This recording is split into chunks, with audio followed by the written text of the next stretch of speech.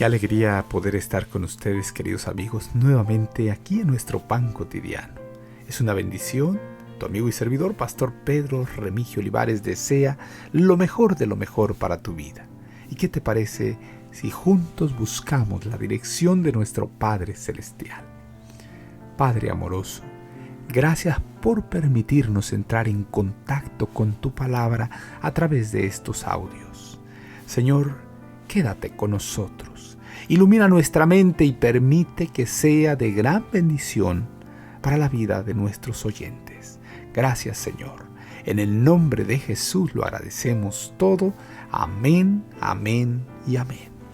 El día de hoy, querido amigo, querida amiga, te presento la resurrección de Cristo establece la supremacía. Alzad, oh puertas, vuestras cabezas, y alzaos vosotras puertas eternas, y entrará el Rey de Gloria. Salmos 24, versículo 7. Alzad, oh puertas, vuestras cabezas, y alzaos vosotras puertas eternas, y entrará el Rey de Gloria. Salmos 24, 7. Todo el cielo contemplaba el conflicto. Aquí en la tierra, Satanás aviva la enemistad que subyace en la mente del hombre para resistir la salvación que fue traída a un costo infinito. Cristo era la luz del mundo y el mundo no le conoció. Creó este mundo y el mundo no lo reconoció. Pero cuando lo persiguieron, la majestad del cielo debió ir de un lugar a otro. Y el cielo observó esto, y fue rechazado y despreciado. Padeció la burla y la ignominia, pero siendo ultrajado no devolvió dicha afrenta. Sin embargo, Satanás no dejó de perseguirlo hasta que Cristo fue colgado en la cruz del Calvario. Todo el cielo y los mundos creados por Dios contemplaron este conflicto. ¿Podría Cristo llevar hasta el fin su plan de salvar a las almas perdidas en el abismo del pecado? El gran rebelde fue desarraigado de las mentes de todos cuantos contemplaron la resurrección de Cristo. Entonces se demostró que la ley de Dios es inmutable y que su jurisdicción se extiende a todos los habitantes del cielo y la tierra y a todas las inteligencias creadas. Cristo estuvo con sus discípulos por 40 días y 40 noches. Entonces fue arrebatado al cielo y la multitud de cautivos fue con él y una hueste celestial lo rodeaba. Y a medida que se aproximaba a la ciudad de Dios, el ángel que lo acompañaba dijo: alzad, oh puertas, vuestras cabezas, y alzaos vosotros puertas eternas, y entrará el Rey de Gloria. Ahora este Salvador es nuestro intercesor, que ofrece una expiación por nosotros delante del Padre. Este precioso Salvador viene otra vez, y cuando Él venga por segunda vez, no tendrá sobre su frente una corona de espinas, ni habrá un manto de púrpura que cubre su forma divina.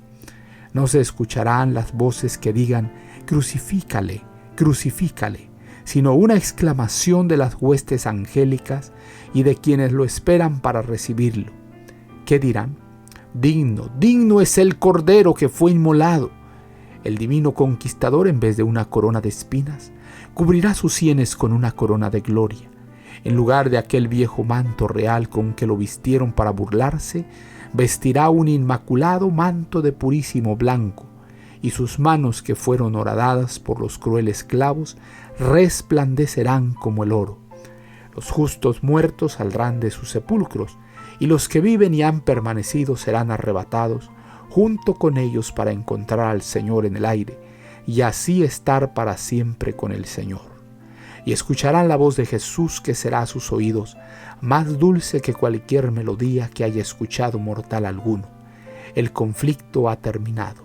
Venid, benditos de mi Padre, y entrad en el reino que ha preparado para vosotros desde la fundación del mundo.